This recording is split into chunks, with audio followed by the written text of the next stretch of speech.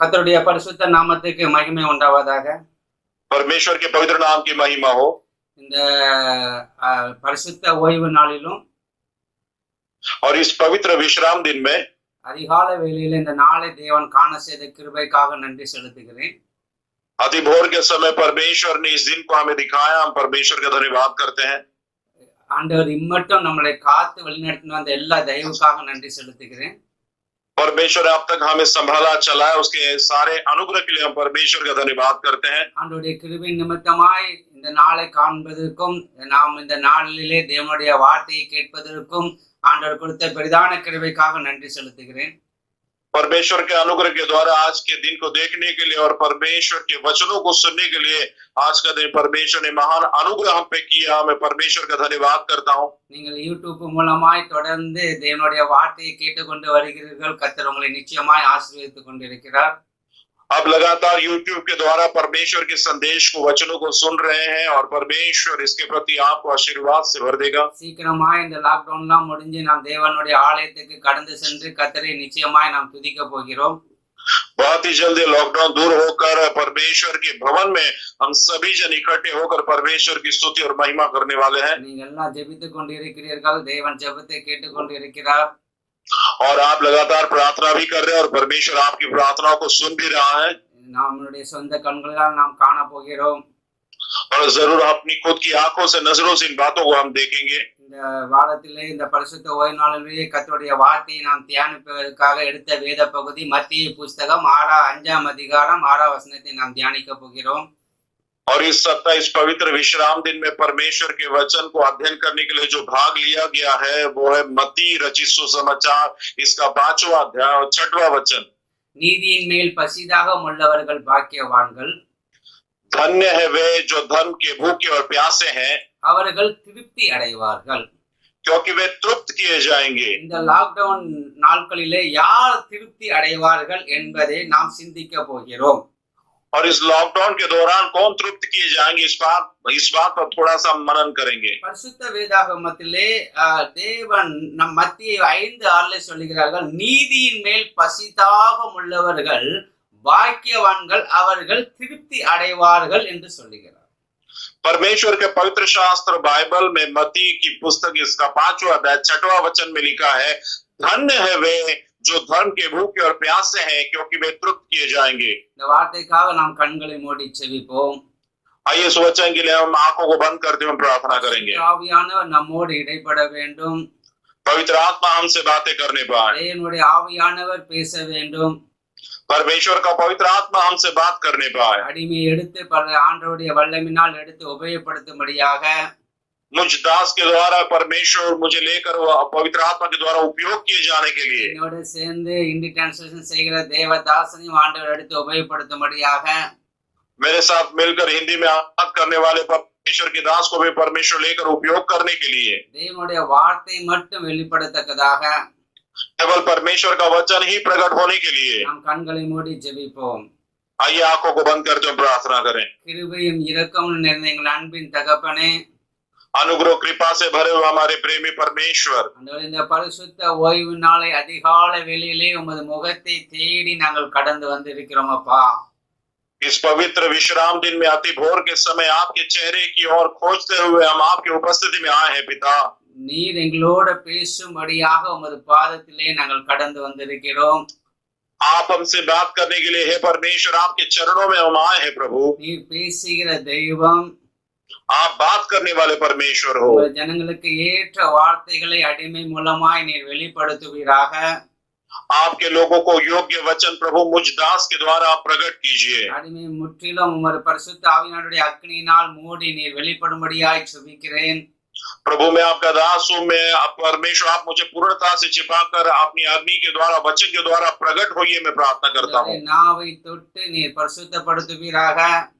मेरी जबान को स्पर्श करके मुझे पवित्र कीजिए खुदा। வாயிலிருந்து புறப்படுகிற ஒவ்வொரு வார்த்தையும் அனுப்பின காரியமாய் வாய்க்க கர்த்தர் கிருபை செய்வீராக. मुंह से निकलने वाले हर एक वचन जिस उद्देश्य के लिए भेजे गए उस उद्देश्य को परमेश्वर पूरा करने पाए। என்னோடு டிரான்ஸ்லேஷன் செய்கிற உங்கள் தாசனை நீ வல்லமையாய் மூடி நீ பாதுகாத்து அவள் மூலமாய் இந்தியிலே கர்த்தாவே வார்த்தைகள் வெளிப்பட கர்த்தர் உதவி செய்யும்படியாய் ஜெபிக்கிறேன் ஆண்டவரே। मेरे साथ अनुवाद करने वाले दास को भी परमेश्वर आपके सामर्थ्य से ढाकते हुए परमेश्वर वो हिंदी अनुवाद बहुत ही सामर्थ्य स्वरूप से प्रकट होने के लिए आप कार्य कीजिए प्रभु। இந்த வார்த்தைகளை கேட்கிற உமது பிள்ளைகளுடைய வாழ்க்கையிலும் ஆசீர்வாதங்களை பெற்று அவர்கள் வாழ நீர் கிருபை செய்யும்படியாய் ஜெபிக்கிறேன்। इन वचनों को सुनने वाले आपके बच्चों में के जीवन में भी परमेश्वर वे आशीर्वाद को प्राप्त करके जीने के लिए परमेश्वर उनकी आप सहायता करें। அநேகருக்கு ஆண்டவரே இதை பார்க்கத்தக்கதான ஆண்டவர் அநேகர் ஆண்டவரே இதை பார்க்க நீர் கிருபை செய்யும்படியாய் ஜெபிக்கிறேன்। हे परमेश्वर अनेक लोग इस वचन की वीडियो को देखने के लिए परमेश्वर आप उनको सहायता कीजिए ऐसा मैं आपसे प्रार्थना करता हूँ। பெருகணும் நாங்கள் சிறுகணும் ஆண்டவரே। और आप बढ़े और हम घटे खुदा। இயேசுவின் நாமத்தில் ஜெபிக்கிறேன் எங்கள் ஜீவனுள்ள நல்ல தகப்பனே। यीशु के सामर्थ्य नाम से मांगते हैं हमारे जीवित स्वर्गीय पिता। ஆமென் आमीन। நம்முடைய கர்த்தருடைய வார்த்தைக்கு நேராய் நாம் கடந்து செல்வோம்। आइए हम परमेश्वर के वचनों की ओर आगे बढ़ें। மத்திய சுவிசேஷம் புஸ்தகம் 5ஆம் அதிகாரம் 6ஆம் வசனத்தை நாம் சிந்திக்க போகிறோம்।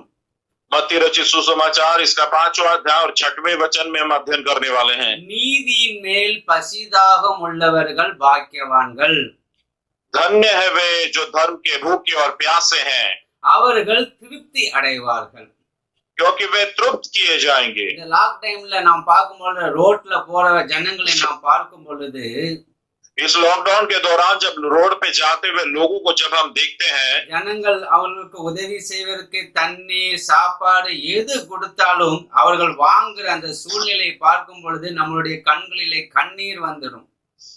देखिए ये ऐसी परिस्थिति में जहां पर भोजन दिया जा रहा है पानी दिया जा रहा है और लोग जो है उन बातों को ले रहे हैं ऐसी परिस्थिति को जब हम देखते हैं तो हमारी आंखों से आंसू बहने लगते हैं। அவர்கள் நல்ல உடைகளை உடுத்திருந்தாலும் அவர்கள் கை நிறைய பைசா வைத்திருந்தாலும் பொருட்கள் கிடைக்காத சூழ்நிலையினால அவர்கள் பட்ட பாடுகள் அந்த பசியின் தாகம் நாம் பார்க்கும் பொழுது நமக்கு பரிதாபமான நிலைமையிலே கொண்டு வந்து நிறுத்தி விடுகிறது। वो उनके पहने हुए वस्त्र बहुत ही अच्छे हैं उनका पहरावा और अच्छा उनका जीवन शैली है फिर भी जब वस्तु और संसाधन नहीं मिल रहा और भूख और प्यास के मारे लोग तड़प रहे इस बात को देखकर हम बहुत ही व्याकुल होते हैं दुखी होते हैं। வாழ்க்கையில ரெண்டு காரியம் நடக்கிற ஒன்னு பசி ஒன்னு தாகம்। उनके जीवन में दो बातें हो रही है एक तो भूख है और प्यास है। அதே போலதான் பரிசுத்த வேதாகமத்திலும் ஆவிக்குரிய வாழ்க்கையில வாழ்கிற நமக்கு ரெண்டு காரியங்கள் நடக்க வேண்டியது மிகவும் அவசியமாக இருக்கிறது। और वैसे ही आत्मिक जीवन में जो हम लोग जी रहे हैं बाइबल के वचन के मुताबिक हमारे जीवन में दो बातें होना बहुत ही जरूरी है। ஆண்டவர் சொல்ல நீதியின் மேலே நீங்கள் பசி தாகம் உள்ளவர்களாய் காணப்பட வேண்டும்। परमेश्वर का वचन कहता है आप धर्म के भूखे और प्यासे रहना है। அப்படிப்பட்ட ஜனங்கள் பாக்கியவான்கள் அவர்கள் திருப்தி அடைவார்கள்। और ऐसे जो धार्मिकता के भूखे और प्यासे लोग हैं ऐसे लोग तृप्त किए जाएंगे। வெளிப்படுத்தின் விசேஷம் 22:17 வாசிக்கும் பொழுது அநியாயம் செய்கிறவன் இன்னும் அநியாயம் செய்யட்டும்।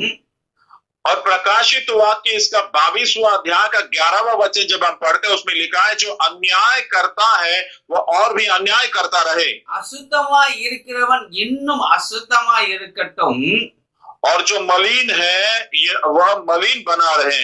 நீதி உள்ளவன் இன்னும் நீதி செய்யட்டும்। और जो धर्मी है वह धर्मी बना रहे। பரிசுத்தம் உள்ளவன் இன்னும் பரிசுத்தமாகட்டும் என்று சொல்லப்பட்டிருக்கிறது। और जो पवित्र है वह पवित्र बना रहे इस प्रकार से कहा गया है। இயேசு கிறிஸ்து உலகத்திலே 2020 ஆண்டுகளுக்கு முன்பாக இந்த உலகத்தில் இருக்கும் பொழுது ஆண்டவர் சொன்ன வார்த்தை நீதியின் மேல் பசிதாகம் உள்ளவர்கள் பாக்கியவான்கள் அவர்கள் திருப்தி அடைவார்கள் என்று சொன்னார்। यीशु मसीह 2020 साल के पहले इस संसार में जब वो था उसने कहा कि जो धार्मिकता के धर्म के भूखे और प्यासे हैं वे धन्य हैं क्योंकि वे तृप्त किए जाएंगे। அதே மாதிரி மோசேயுடைய நாட்களிலும் இஸ்ரவேல் ஜனங்களுக்கு உபாகமம் 16ஆம் அதிகாரம் 20ஆம் வசனத்தை நாம் வாசிக்கும் பொழுது और वैसे ही मूसा के जमाने में समय में इस्राएली लोगों के साथ में जब व्यवस्था विरोध इसका 16वां अध्याय का 20वां वचन जब हम पढ़ते हैं நீ பிழைத்து உன் தேவனாகிய கர்த்தர் உனக்கு கொடுக்கும் தேசத்தை நீ சுதந்திரித்துக் கொள்ளும்படிக்கு நீதியை பின்பற்றுவாயாக என்று எழுதப்பட்டிருக்கிறது. इस प्रकार से लिखा है, जो कुछ नितांत ठीक है उसी का पीछा पकड़े रहना, जिससे तू जीवित रहे और जो देश तेरा परमेश्वर यहोवा तुझे देता है उसका अधिकारी बना रहे। நீதியை நீ பின்பற்ற வேண்டும். और धार्मिकता का आप पीछा करना है या पीछे चलना है। மோசே சொல்லுகிறார், உன் தேவனாகிய கர்த்தர் உனக்கு கொடுக்கும் தேசத்திலே நீ பிழைத்திருக்கும்படி, நீ சுதந்திரத்துக் கொள்ளும்படி நீதியை நீ என்ன செய்ய வேண்டும், பின்பற்ற வேண்டும் என்று சொல்லுகிறார். मूसा इस्राएलियों को कहता है, जो देश परमेश्वर ने तुम्हें दिया है उस देश में तुम नितांत अच्छे से बने रहने के लिए तुम धार्मिकता के पीछे, भलाई के पीछे लगा रहना है। நம்முடைய வாழ்க்கையிலே நாமும் இந்த நாட்களிலே ஜீவிக்கிற நாட்களிலே நீதியின் மேல் பசிதாகம் உள்ளவர்களாய் நாம் காணப்படுவது மிகவும் அவசியமாக இருக்கிறது. हम भी इन दिनों में जब अपना जीवन हम बिता रहे हैं, धार्मिकता के विषय में हम भूखे और प्यासे रहना, ये बहुत ही हमारे लिए जरूरी है प्रियो। 1 பேதுரு 2:24 நாம் வாசிக்கும் பொழுது, पहला पत्र जिसका दूसरा अध्याय और 24वां वचन को जब हम पढ़ते हैं, பேதுரு அப்போஸ்தலர் சொல்கிறார், நாம் பாவங்களுக்கு செத்து நீதிக்கு பிழைத்திருக்கும்படி அவர் தாமே நமது சரீரத்திலே தம்முடைய பாவங்களை சிலுவையின் மேல் சுமந்தார், அவருடைய தழும்புகளால் குணமானீர்கள் என்று சொல்லப்பட்டிருக்கிறது. और वो कहता है, वह आप ही हमारे पापों को अपनी देह पर लिए हुए क्रूस पर चढ़ गया, जिससे हम पापों के लिए मरकर धार्मिकता के लिए जीवन बिताए, उसी के मार खाने से तुम चंगे हुए। நீதிக்கு பிழைத்திருக்கும்படி என்று பேதுரு அப்போஸ்தலர் இங்கு நினைப்பூட்டுகிறார்.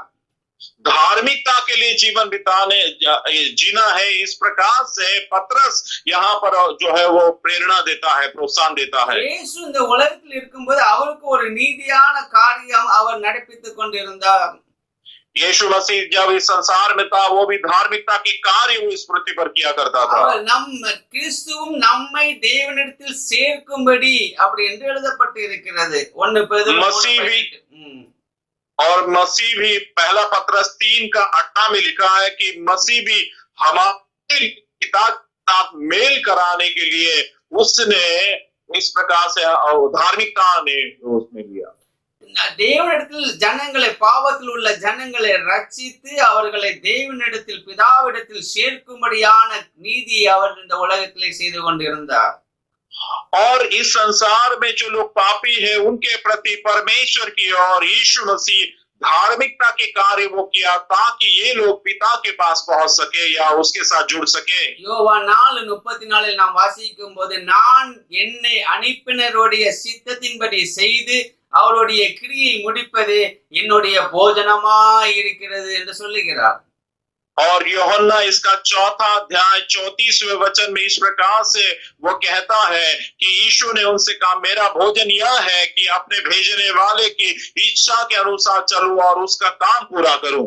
இயேசு கிறிஸ்துவை சிலுவை சுமந்து எப்படியாட்ட ஜனங்களை, அழிந்து போகிற ஆத்துமாக்களை பரலோகத்துக்கு நேராய் கொண்டு செல்ல வேண்டும் என்பதை அவர் எதற்காக அந்த உலகத்திற்கு வந்தாரோ அதை நிறைவேற்றுவதே அவருக்கு நீதியாக காணப்பட்டது. यीशु मसीह क्रूस को उठाकर वे संसार में क्यों वो लोगों को बचाने के लिए आया, उस धार्मिकता को पूरा करने के लिए प्रभु यीशु मसीह संसार में आया और वो कार्य को उसने पूरा किया। யோவான் 4ஆம் அதிகாரத்தை நாம் வாசிக்கும் பொழுது அங்கு ஒரு சம்பவத்தை நாம் பார்க்க முடிகிறது. ஆண்டவர் எவ்வளவு தாகமா இருக்கிறார் என்பதை நாம் உணர்ந்து கொள்ள முடியும். यूहन्ना 4 अध्याय को जब हम पढ़ते हैं, वहां पर उस घटना में हम जानते हैं कि यीशु मसीह कितना प्यासा है, उस बात को वहां पर हम देखते हैं। யாக்கோபு தன் குமாரனாக யோசேப்பு கொடுத்த நிலத்துக்கு அருகே இருந்த சமாரியாவில் உள்ள சீகார் எனப்பட்ட ஊருக்கு இயேசு வரும் பொழுது அங்க யாக்கோபுடைய கிணறு இருந்தது. और परमेश्वर जब याकूब के उस कुएं के पास यहाँ नाम के स्थान पर जब यीशु मसीह वहां पर आया, जहां पर याकूब का कुआं था, அங்க அவர் இளைப்படைந்தவராய் அந்த கிணத்துக்கு அருகே உட்கார்ந்தார். और वहां पर वो विश्राम के तौर पर वहां पर उस कुएं के निकट वो बैठ गया। 6ஆம் மணி வேளையாய் அது காணப்பட்டது. और वो 6वें घंटे की बात थी। சமாரியா நாட்டாகிய ஒரு ஸ்திரீ தண்ணீர் மோந்து கொள்வதற்காக இயேசுவை அங்கே கடந்த கிணத்துக்கு கடந்து வந்தால், இயேசு கேட்கிறார், தாகத்துக்கு தண்ணீர் தா என்று கேட்கிறார் அவளிடத்தில். और वहां पर एक सामरी स्त्री वहां पर जल भरने के लिए आई और यीशु स्त्री से पीने के लिए पानी मांगता है। அவர் சொல்கிறார், தாகத்துக்கு என்னிடத்தில் ஏன் நீங்கள் யூதனா இருக்கிறீர்களே, ஏன் தாகத்துக்கு தா என்று என்னிடத்தில் கேட்கிறீர்கள் என்று அவள் அந்த ஸ்திரீ கேட்கிறார். और वो स्त्री यीशु से पूछती है, तू तो यहूदी है और मैं सामरी हूं, तू कैसे यहूदी होकर एक सामरी स्त्री से पानी मांग रहा है? எப்படியாவது அந்த ஆத்மாவை தேவனிடத்தில் சேர்க்க வேண்டும் என்ற தாகத்தோடு ஆண்டவர் அவளிடத்தில் பேச்சை பேசிக்கொண்டு ரட்சிப்பை எப்படியாவது பெற்றுக்கொள்ள வேண்டும் என்ற எண்ணத்தோடு அந்த நீதியை நிறைவேற்றுவதற்காக ஆண்டவர் பேசிக் கொண்டிருக்கிறார். कैसे भी करके इस आत्मा को खुदा के पास पिता से जोड़ने के लिए, उस धार्मिकता को पूरा करने के लिए प्रभु यीशु मसीह उस वहां पर इस प्रकार का कार्य कर रहा था. இயேசு சொல்றார், நான் யார் என்று நீ அறிந்தால் நீ என்னிடத்திலே ஜீவ தண்ணீரை கேட்டுக்கொண்டிருப்பாய் என்று சொல்லுகிறார். और वो कहते, यीशु मसीह कहता, यदि तू जानती कि तुझसे पानी मांगने वाला कौन है तो तू उससे पानी मांगती और वो जीवन का जल तुझे देता. நான் கொடுக்கிற ஜீவ தண்ணீரை நீ குடித்தால் தாகமா இருக்காது என்று சொன்ன உடனே அவள் சொல்லுகிறார், ஆண்டவரே எனக்கு அந்த தண்ணீரை தாரும் என்று அவள் கேட்கிறார். और जब यीशु मसीह ने कहा जो पानी मैं तुझे दूंगा, वो उसके बाद तू कभी भी प्यासी न होगी. जब इस बात को सुनते ही उस स्त्री ने कहा, हे प्रभु वो पानी वो जल मुझे चाहिए, मुझे जरूर दे. அவள் சொல்லுகிறாள், எனக்கு வேண்டும் அந்த தண்ணீர். और वो परमेश्वर से, वो यीशु से कहती है, मुझे वो जल, मुझे वो पानी चाहिए. உன் புருஷனை கூட்டிட்டு வா என்று சொல்லுகிறார். और यीशु कहता, जा अपने पति को तो बुला कर ले आ. அவளுடைய வாழ்க்கையினுடைய அந்தரங்கங்களை, அவளுடைய வாழ்க்கையினுடைய ரகசியங்களை அவள் வாழ்ந்து கொண்டிருக்கிற சூழ்நிலையை இயேசு அங்க வெளிப்படுத்துகிறார். அவள் சொல்கிறார், நீர் தீர்க்கதரிசி என்று சொல்லி ஊரெல்லாம் கூட்டிட்டு வந்து பாருங்கள், இயேசுவை வந்து பாருங்கள், ஒரு தீர்க்கதரிசி வந்திருக்கிறார் என்று சொன்னார்கள். तब यीशु उसके गुप्त जीवन, उसका जीवन किस प्रकार से है उसको वो दर्शाता, और इस बात को देखकर वो स्त्री जाकर सारे गांव के लोगों को बुलाकर ले आती कि देखो एक नबी मिला है, एक जन मुझे मिला है जो मेरे जीवन के बारे में सब कुछ उसने बताया, तुम भी आकर उसे देख लो. அங்க ஆண்டவர் ஒரு பசியாகவும் தாகமாகவும் தான் அந்த கிணத்துக்கடியிலே உட்கார்ந்து இருந்தார். और वहां पर यीशु मसीह एक प्यासा होकर ही वहां पर उस कुएं के निकट बैठा हुआ था. சீஷர்கள் போஜனம் வாங்கிட்டு வருகிறார்கள்.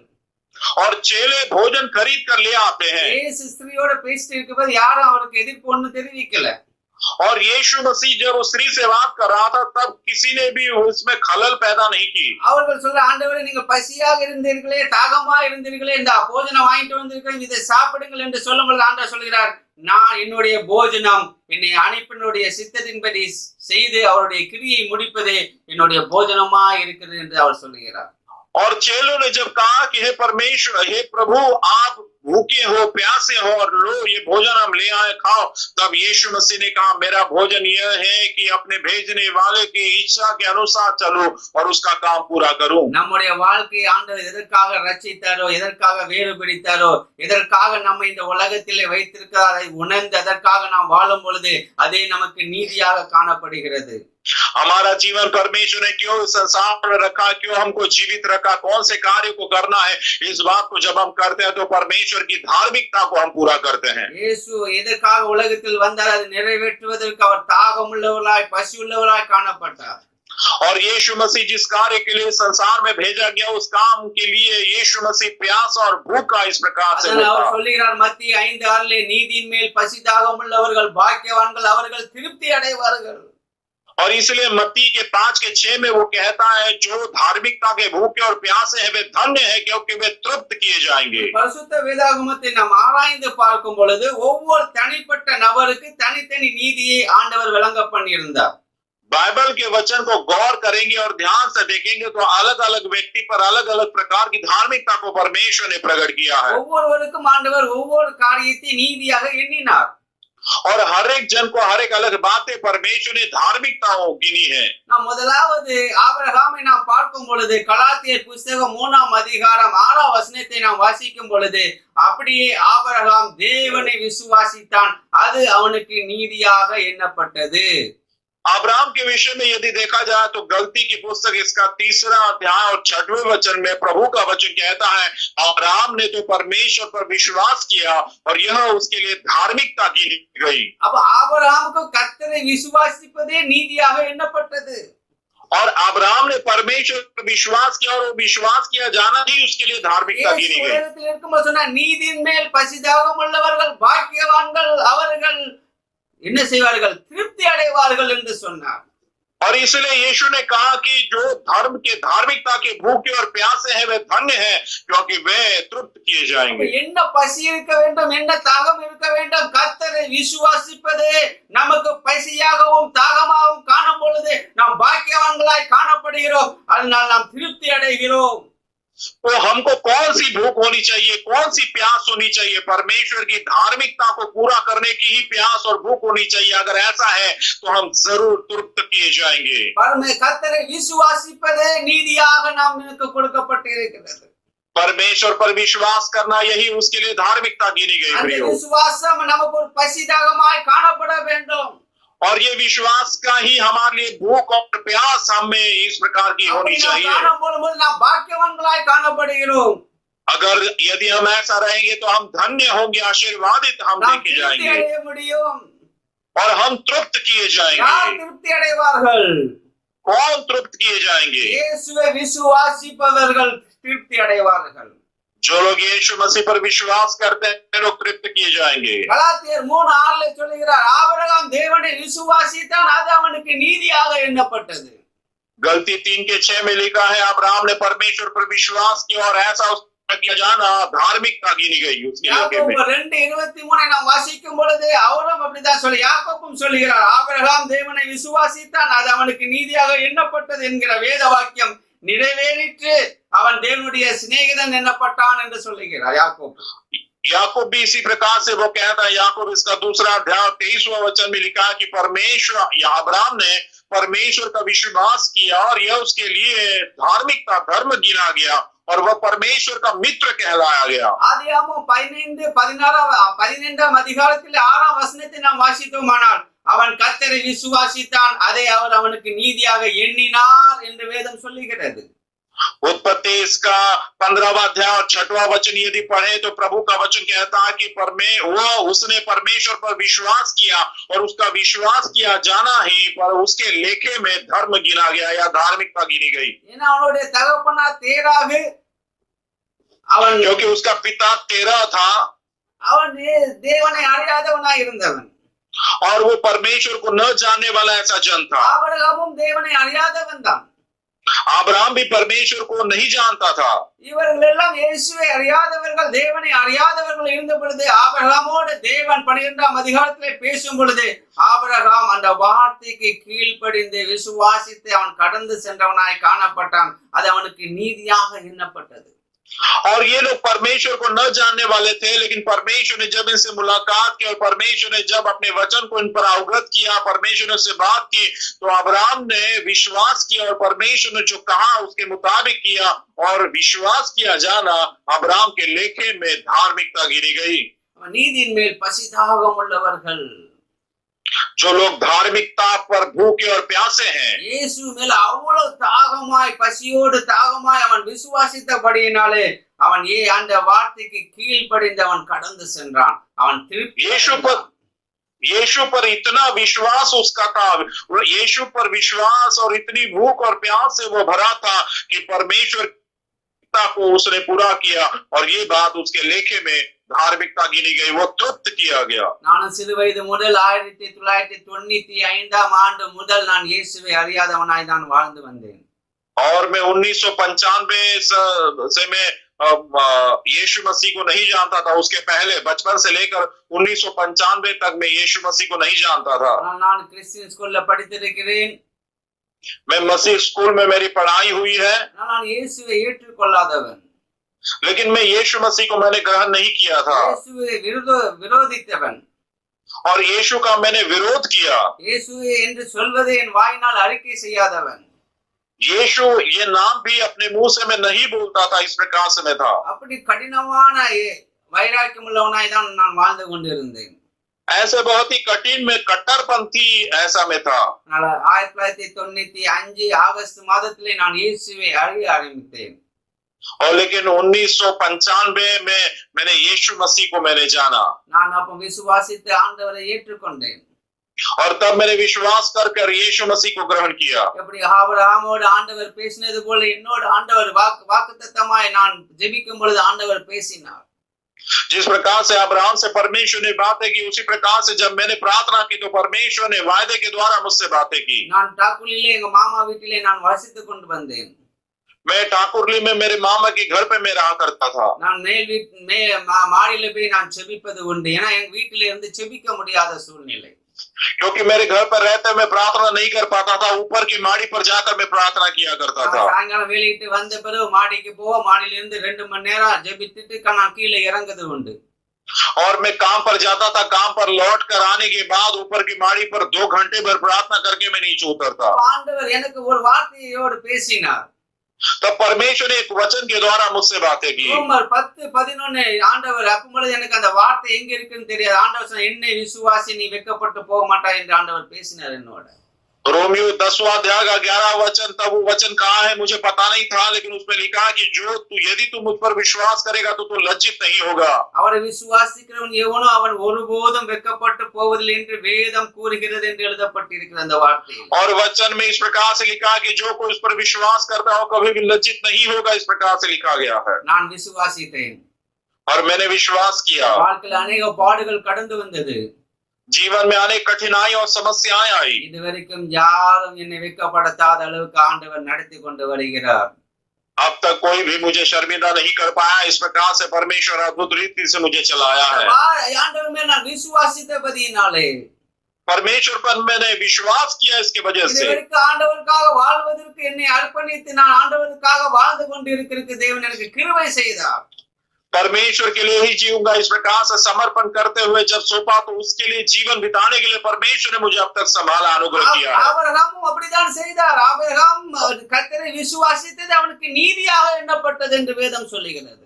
और अब्राहम ने ऐसा ही किया, अब्राहम ने परमेश्वर पर विश्वास किया और उसके लेखे में ये धार्मिकता गिनी गई। தேவனுடைய பிள்ளைகளே, परमेश्वर के बच्चों, நாம் ஆண்டவரை விசுவாசிப்பதிலே பசிதாகம் உள்ளவர்களாய் காணப்பட வேண்டும்। हम परमेश्वर परमेश्वर से विश्वास करने में भूखे और प्यासे हम होना है। நாம் சூழ்நிலையை பார்த்து வாழ்கிறவர்கள் அல்ல। हम परिस्थितियों को देखकर जीने वाले लोग नहीं हैं। இன்றைக்குள்ள சூழ்நிலை பார்த்து வாழ்கிற வாழ்க்கை நமக்கு அல்ல। आज की परिस्थिति क्या है उसके मुताबिक हम जीवन जीते, इस प्रकार से हमारा जीवन नहीं है। 3 மாதம் நாம் லாக்டவுனில் வாழ்ந்து கொண்டிருக்கிறோம்। 3 महीने भर हम लॉकडाउन में हम जी रहे हैं। நம்முடைய தொழில் இல்லை, நம்முடைய பிசினஸ் இல்லை, நம்முடைய வருமானம் இல்லை। हमको काम नहीं है, हमको व्यवसाय नहीं चल रहा, हमारा कोई हमको आमदनी नहीं हो रही है। நாம் சேமித்து வைத்ததை நாம் செலவழித்துக் கொண்டிருக்கிறோம்। हमने जो बचाव किया था, बचा कर रखा था, वही हम खर्चा कर रहे हैं। எப்படி எதிர்காலம் இருக்குமோ என்று நாம் திகைத்துக் கொண்டிருக்கலாம்। என்ன முடிவு வருமோ, अब कैसे, क्या भविष्य, क्या होगा, क्या अंत होगा, कैसे क्या होगा, इसके बारे में हम सोच रहे होंगे। இந்த சூழ்நிலை எவ்வளவு நாள் கடந்து செல்லும் என்று தெரியாமல் நாம் திண்டாடி கொண்டிருக்கலாம்। और ये परिस्थिति कब तक चली, ऐसे ही स्थिति चलती रहेगी, ऐसा सोचकर हम बहुत ही व्याकुल होते होंगे। அநேகர் இப்பொழுது ஜூன் மாதத்தில் அதிகமாக இந்த கொள்ளை நோய் பரவி கொண்டிருக்கிறது। ஹாஸ்பிட்டல் கூட இடமில்லாத சூழ்நிலையிலே காணப்பட்டு கொண்டிருக்கிறார்கள்।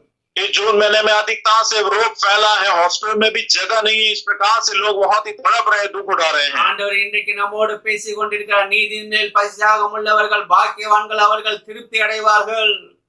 आज परमेश्वर हमसे बात करता है और वो कहता है जो कोई धार्मिकता के भूखे और प्यासे हैं वे धन्य है, क्योंकि वे तृप्त किए जाएंगे। என்ன நமக்கு பசி வேண்டும், என்ன தாகம் வேண்டும் நம்முடைய வாழ்க்கையிலே கர்த்தராக இயேசு கிறிஸ்துவை நாம் விசுவாசிப்பதே அது நமக்கு நீதியாக எண்ணப்பட்டிருக்கிறது।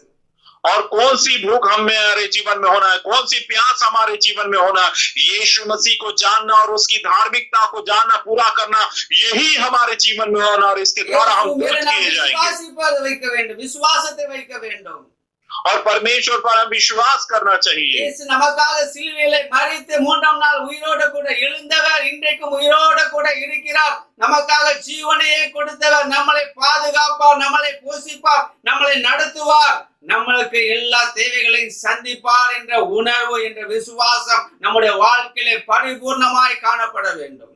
यीशु मसीह हमारे लिए क्रूस पर मरा, वो गाड़ा गया और दोबारा वो जी उठा, अब हमेशा के लिए वो जिंदा है। उसी पर हमारी आशा है, वही हमें बचाएगा, वही हमें चलाएगा, वो हमें संभालेगा। इस प्रकार की आशा, इस प्रकार का विश्वास हमारा उस पर होना जरूरी है। சூழ்நிலை பார்த்து வாழ்கிறவர்கள் அல்ல, நாம் இயேசுவை விசுவாசித்து வாழ்கிறவர்களாய் நாம் காணப்பட வேண்டும்। परिस्थितियों को देखकर हम जीने वाले नहीं, लेकिन हम यीशु मसीह की ओर देखकर विश्वास में हम जीने वाले लोग हैं। தன் ஜீவனை இழந்து போகிறவன் பெற்றுக்கொள்வான் என்று வேதம் சொல்லுகிறது. वचन में लिखा है, जो अपने प्राण को खोएगा वो उसे पालेगा। ஆனா இயேசுவுக்காக நாம் வாழும் பொழுது நம்முடைய வாழ்க்கையை ஆண்டவர் நித்திய ஜீவனுக்காய் நேராய் நம்மளை நடத்தி செல்வது அவர் உண்மையுள்ளவராய் காணப்படுகிறார். यीशु मसीह के लिए यदि हम जीवन बिताएंगे तो परमेश्वर हमारे जीवन को समतल मार्गों पे आशीर्वादित होकर वो चलाएगा, इसमें कोई शक संदेह नहीं है। கடந்து போயிடக்கூடாது. और किसी भी बात में हम डगमगाना नहीं है, விசுவாசத்திலே குறைவுள்ளவர்களாய் காணப்படக்கூடாது. विश्वास में डगमगाना नहीं, विश्वास में कमी नहीं होना है। விசுவாசத்திலே பசி தாகம் உள்ளவர்களாய் நாம் காணப்பட வேண்டும். विश्वास की भूख और विश्वास की प्यास हम में होनी जरूरी है, அப்பொழுது நாம் பாக்கியவான்களாய் காணப்படுவோம். और तब हम धन्य और आशीर्वादित होंगे, நாம் திருப்தி அடைவோம். हम तृप्त किए जाएंगे। ரோமியோ புஸ்தகம் 4ஆம் அதிகாரம் 18ஆம் வசனத்தை நாம் வாசிக்கும் பொழுது रोमियो इसका 4 अध्याय का 18वां वचन जब हम पढ़ते हैं, உன் சந்நிதி இளவயதா இருந்தும் என்று சொல்லப்பட்டபடியே நான் அநேக ஜாதிகளுக்கு தகப்பனாக நம்புகிறதற்கு ஏதுவா இல்லாத இருந்த நான் நம்பிக்கையோட விசுவாசித்தேன் என்று ரோமர் 4ஆம் அதிகாரம் 18ஆம் வசனத்தில் சொல்லப்பட்டிருக்கிறது. रोमियो 4 अध्याय का 18वां वचन में लिखा है, उसने निराशा में भी आशा रखकर विश्वास किया, इसलिए कि उस वचन के अनुसार कि तेरा वंश ऐसा होगा। ஆபிரகாம் வாழ்க்கையை பார்த்தா நம்பிக்கையோடு அவன் விசுவாசித்தான். और अब्राहम का जीवन देखे बहुत ही भरोसे के साथ उसने विश्वास में वो बनाए रखा। அவனுடைய சரீரம் 100 வயதா இருக்கும் பொழுது பலவீனமாய் இருந்தது. அவனுடைய சரீரம் செத்ததாய் காணப்பட்டது. சாராளுடைய கர்ப்பம் செத்து போனது என்று எழுதப்பட்டிருக்கிறது. और उसकी उम्र 100 उम्र का अब्राहम था और इसलिए उसकी शारीरिक दशा निर्बल थी, कोई सामर्थ्य नहीं था। अब्राहम की कोख जो माफ करे सारा की कोख जो है वो मर चुकी थी, इस प्रकार से लिखा है। ஆபிரகாமுடைய சரீரம் செத்ததாய் காணப்பட்டது. अब्राहम का शरीर मरा हुआ सा था, சாராளுடைய கர்ப்பமோ செத்து போனது என்று எழுதப்பட்டிருக்கிறது. लेकिन सारा के गर्भ जो है वो मर चुका था, इस प्रकार से लिखा गया। வாக்குத்தத்தத்தை குறித்து அவன் அவிசுவாசமாய் சந்தேகப்படாமல் விசுவாசித்தவனாய் விசுவாசத்திலே வல்லவனாய் அவன் காணப்பட்டபடியினாலே, लेकिन परमेश्वर ने अब्राहम को जो वायदा किया था उस वायदे पर अविश्वास न दर्शाते हुए विश्वास से सुदृढ़ रहने की वजह से முழு நிச்சயமாய் நம்பி पूरे दृढ़ता से विश्वास करते हुए தேவனை மகிமைப்படுத்தி परमेश्वर की महिमा करते हुए விசுவாசத்தில் அவன் வல்லவனானான். विश्वास में वो बलवंत हुआ, அது அவனுக்கு நீதியாக எண்ணப்பட்டது. और उसके लेखे में ये धार्मिकता गिनी गई, அவன் முழு நிச்சயமாய் நம்பி இருந்தான். और पूरे दृढ़ता से उसने विश्वास किया। அவனுக்கு சந்தேகம் இல்லை. बिल्कुल उसके अंदर कोई संदेह नहीं था। ஆண்டவர் அவனை கூப்பிட்டு கொண்டு வெளியே காமிக்கிறார். ஆகாயத்து நட்சத்திரத்தை நீ எண்ணிப்பார் என்று சொல்லுகிறார். परमेश्वर बाहर बुलाकर उसे दिखाता, वो कहता आकाश के तारों को तू गिन कर देख, இதே போல உன் சன்னதி காணப்படும் என்று சொன்னார். और तेरी वंशावली कितनी होगी ऐसा उसने कहा। அவனுடைய சரீரம் செத்து போய் 100 வயதாயிற்று. அவனுடைய சரீரம் செத்து போயிருந்தது. लेकिन उसकी उम्र तो 100 उम्र का वो था, उसकी शारीरिक दशा जो है वो मरी हुई सी थी। அவனுடைய சரீரத்தை அவன் நினைத்து பார்க்கவில்லை. अपने शरीर के बारे में उसने गौर नहीं किया, அவனுடைய சரீரத்தை அவன் நினைக்கவில்லை. पत्नी के शरीर के बारे में उसने गौर नहीं किया। தேவன் வாக்குத்தத்தம் பண்ணினதை வார்த்தை அவன் நிறைவேற்ற அவன் என்ன செய்தான்? வல்லவராய் இருக்கிறார் என்று தேவனை விசுவாசித்தான். और अब्राहम ने परमेश्वर पर विश्वास किया कि जिसने वायदा दिया है उस वायदे को पूरा करने वाला वो खुदा है। நம்முடைய தேவன் சர்வ வல்லமை உள்ளவர். हमारा परमेश्वर सर्वशक्तिमान परमेश्वर है, சர்வ வல்லமை உள்ளவர். वो सर्वशक्तिमान सर्व सामर्थ्य அவரால் परमेश्वर है, கூடாதது ஒன்றுமில்லை. उसके द्वारा असंभव ऐसा कुछ भी नहीं है। எல்லாம் அவரால் கூடும் என்று வேதத்திலே சொல்லப்பட்டிருக்கிறது. वचन में लिखा है सब कुछ उसके लिए संभव है। தேவ பிள்ளையே, நீ கலங்க வேண்டியது அவசியம் இல்லை. परमेश्वर के बच्चों, आपको व्याकुल होने की जरूरत नहीं है। அவரை தெய்வமாக கொண்ட ஜனங்கள் பாக்கியவான்கள். और जो यहोवा को अपना परमेश्वर मानते हैं वे लोग धन्य है। सभी का நாம் பாக்கியவான்களா இருக்கிறோம், பாக்கியவதியா இருக்கிறோம். हम सभी लोग धन्य ऐसी भाई है, धन्य ऐसी बहन है। நம்மிடத்தில் என்ன காணப்படும்? நம்முடைய வாழ்க்கை திருப்தி அடைய வேண்டும் என்றால் நம்மிடத்தில் காணப்பட வேண்டியது நீதியின் மேல் பசிதாகம் உள்ளவர்களாய் காணப்பட வேண்டும். यदि हमारा जीवन धन्य होता है, धन्य होना है, तो हम परमेश्वर के धार्मिकता में विश्वास से हम भूखे और प्यासे रहना है। ஆபிரகாமுக்கு எது நீதியாக எண்ணப்பட்டது? கர்த்தரை விசுவாசிப்பது நீதியாக எண்ணப்பட்டது. अब्राहम के लेखे में कौन सी बात धार्मिकता गिनी गई? उसका परमेश्वर पर विश्वास किया जाना, यही उसके लेखे में धार्मिकता गिनी गई। நம்முடைய வாழ்க்கையிலும் இன்னும் அதிகமாய் பசிதாகமாய் நாம் இயேசுவின் மேல் அதிக விசுவாசம் வைப்பதே தேவனுடைய நீதியாக எண்ணப்பட்டப்படுகிறது। हमारे जीवन में अधिकता से भूखे और प्यासे होकर परमेश्वर की धार्मिकता को हम चाहने वाले, विश्वास करने वाले होना चाहिए, वही हमारे பாக்கியவான்களாய் காணப்படுவார்கள்। और तो परमेश्वर के बच्चे वे धन्य कहलाए जाएंगे, அவர்களுடைய வாழ்க்கை திருப்தி அடைவார்கள், उनके जीवन में वो तृप्त किए जाएंगे, संतुष्ट किए जाएंगे। 4:23 நாம் வாசிக்கும் பொழுது रोमी उसका 4 अध्याय 23वें वचन में जब हम पढ़ते हैं, அது அவனுக்கு நீதியாக எண்ணப்பட்டது என்பது, और ये उसके लेखे में धार्मिकता गिनी गई इस प्रकार से, அவனுக்காக மாத்திரமல்ல நமக்காகவும் எழுதப்பட்டிருக்கிறது। केवल उसके लिए नहीं लेकिन हमारे लिए भी ये लिखा गया, इस प्रकार से लिखा है। இன்றைய நாட்களில் வாழ்கின்ற தேவ பிள்ளைகளுக்காக இந்த பரிசுத்த வேதாகமத்திலே எழுதப்பட்டிருக்கிறது। என்ன எழுதப்பட்டிருக்கிறது? தேவனை விசுவாசிப்பதே நீதி। और इन दिनों में जो हम विश्वासी लोग जीते हैं, हमारे लिए कौन सी बात दी गई है? परमेश्वर पर विश्वास किया जाना, यही धार्मिकता है। நீதியின் மேல் பசிதாகம் உள்ளவர்கள் பாக்கியவான்கள்। तो जो धार्मिकता के भूखे और प्यासे हैं, वही लोग धन्य हैं। இப்படிப்பட்ட சூழ்நிலைகள் வரும் என்பதை ஆண்டவர் அறிந்தே முன்கூட்டி எழுதியிருக்கிறார்। இது நமக்காக எழுதப்பட்டிருக்கிற இந்த சூழ்நிலையிலே நாம் பசிதாகம் உள்ளவர்களாய், கர்த்தர் மேல் விசுவாசத்தில் பசிதாகம் உள்ளவர்களாய் நாம் வாழும் பொழுது நாம் பாக்கியவான்களாய் காணப்படுவோம்। ऐसी प्रकार की परिस्थिति आएगी, परमेश्वर को पहले से पता है, इसलिए ऐसे प्रकार की परिस्थिति में विश्वास के साथ धार्मिकता के भूखे और प्यासे हम बने रहना चाहिए। அவர்கள் வாழ்க்கை திருப்தி அடையப்படும், उसका वचन के द्वारा हम तृप्त किए जाएंगे, நாம் திருப்தி அடைவோம், हम संतुष्ट होंगे। அவனுக்காக மாத்திரமல்ல நமக்காகவும் எழுதப்பட்டிருக்கிறது। केवल उसी के लिए नहीं लेकिन हमारे लिए भी ये बात लिखी गई है। தேவனுடைய வார்த்தையின் சத்தத்தை கேட்கிற ஒவ்வொரு தேவ பிள்ளைகளே நம்முடைய வாழ்க்கையிலே நீதியின் மேல் பசிதாகம் உள்ளவர்களாய் நாம் காணப்படுவோம்। और मैं जो बता रहा हूं उसकी आवाज को सुनने वाले मेरे प्रिय लोगों, हम भी अपने जीवन में धार्मिकता के प्रति भूखे और प्यासे रहेंगे। என்ன நீதி?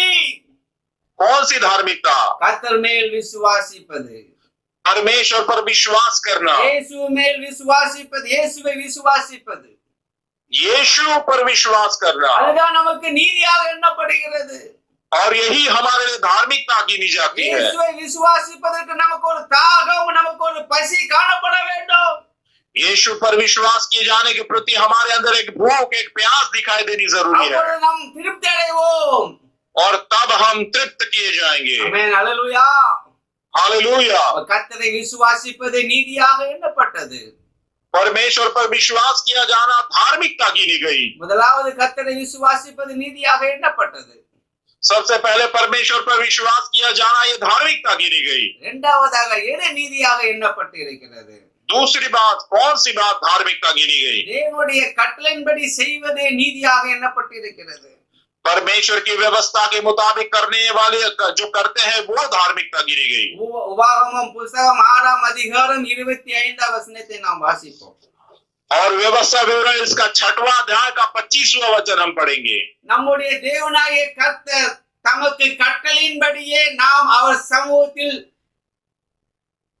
இந்த எல்லா கட்டளையின்படியும் செய்ய சாவதானமா இருந்தால் நமக்கு நீதியா இருக்கும் என்று சொல்வாயாக என்று எழுதப்பட்டிருக்கிறது।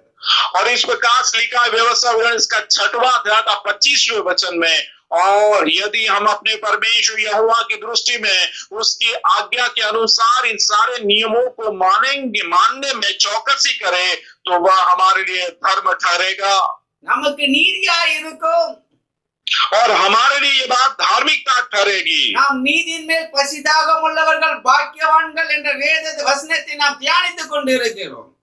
और हम इस वचन पर अध्ययन कर रहे हैं, जो धर्म के भूखे और प्यासे हैं वो तृप्त किए जाएंगे, அவர்கள் திருப்தி அடைவார்கள்।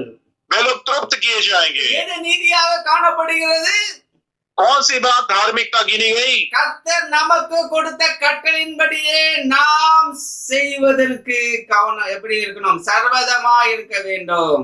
परमेश्वर जो हमें आज्ञा देता है जिन वचनों को पूरा करने के लिए उस वचनों के अनुसार वो काम करने में चौकस रहना है। செய்ய சமாதானமா இருக்க வேண்டும், அதை செய்வதற்கு நாம் கவனமுள்ளவர்களாய் காணப்பட வேண்டும்।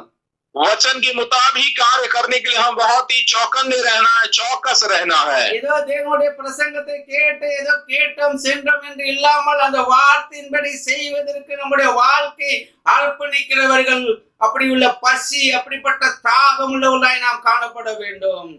कुछ परमेश्वर का वचन सुना है, लेकिन उसके मुताबिक कार्य करने के लिए हमारे जीवन में भूख और प्यास से हम बने रहना ये बहुत ही जरूरी है। அப்படிப்பட்ட ஜனங்கள் பாக்கியவான்கள், அவர்கள் திருப்தி அடைவார்கள்.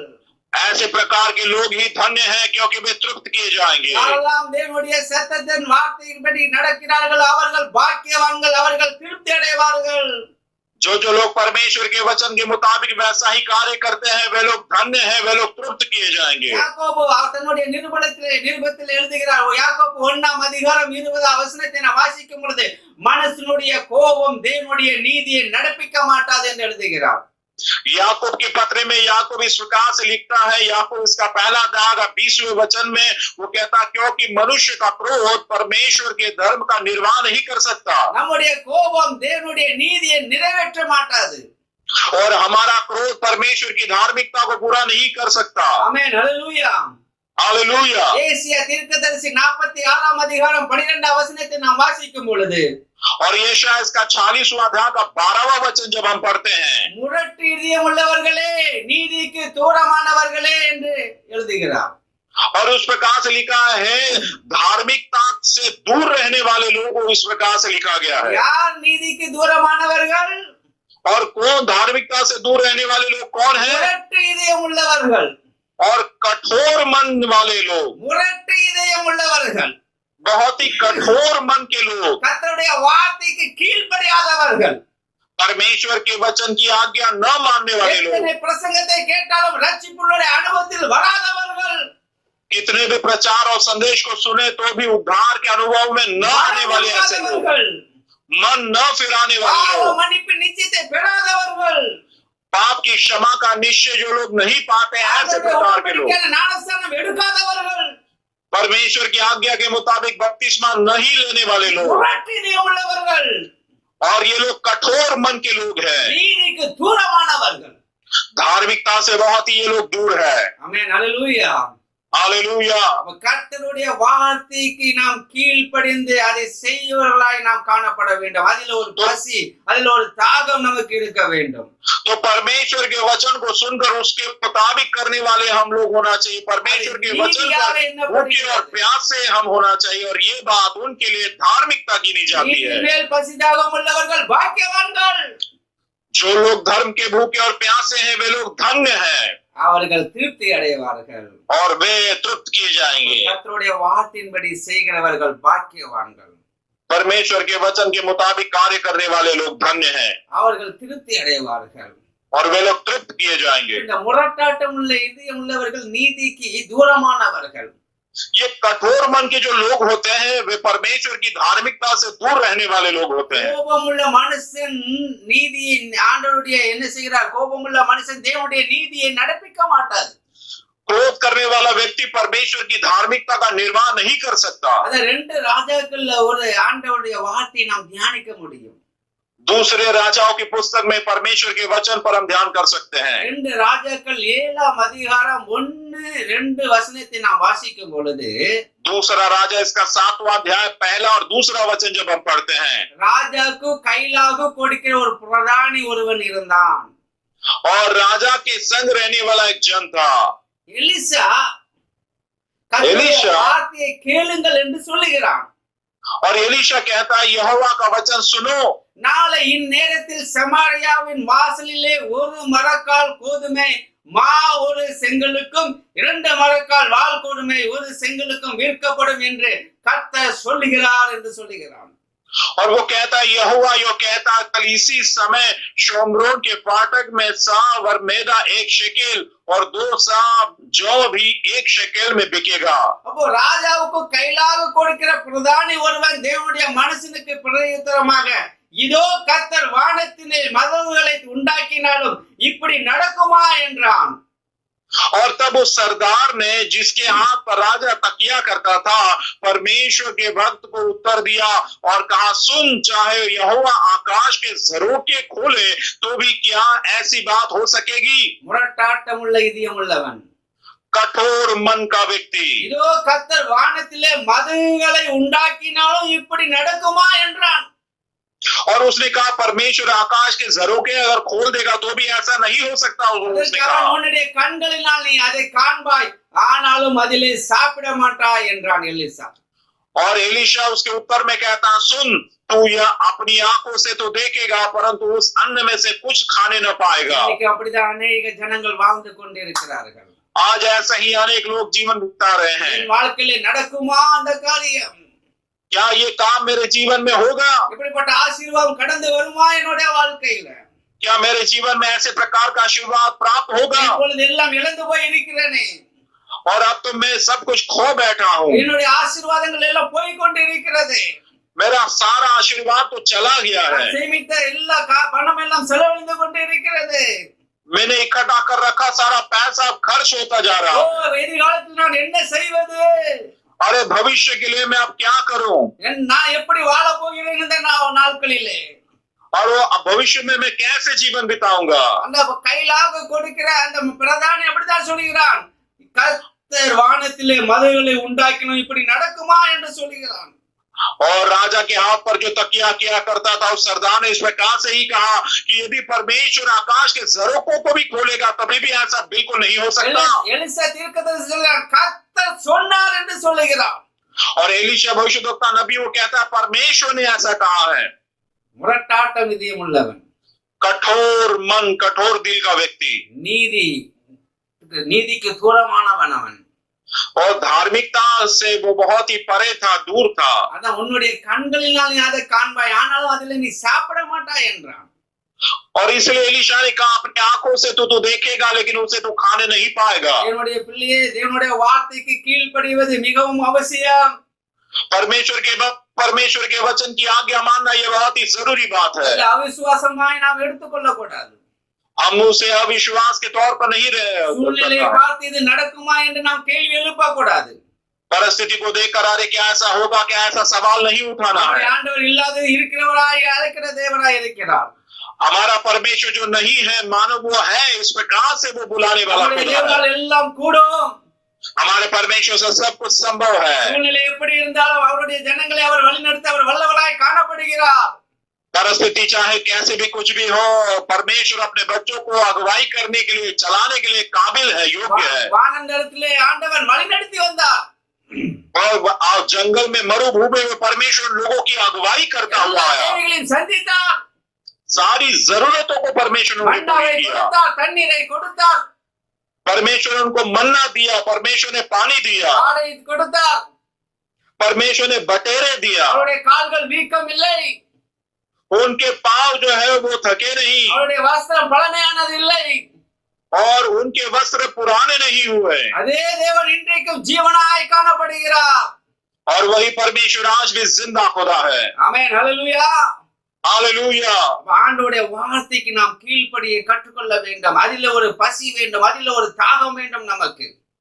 तो परमेश्वर के वचन को हम पूरा करने वाले लोग होना चाहिए, उस पर एक प्यास, एक भूख हमारी होनी जरूरी है। அங்க ஒரு 4 குஷ்டரோகிகள் இருந்தார்கள் ஒளிமுக வாசலிலே. और वहां पर वो सुंदर नाम के फाटक पर 4 कोढ़ी थे। அவர்கள் சொல்றாரு, இங்கயா நம்ம சாவணும், நம்ம என்ன செய்வோம், பட்டணத்துக்குள்ள போய் அங்க போய் நம்ம சாவோம், பட்டணத்துக்குள்ள பஞ்சம் இருக்கு, அங்க போய் நம்ம சாவோம் என்று கடந்து வருகிறார்கள்.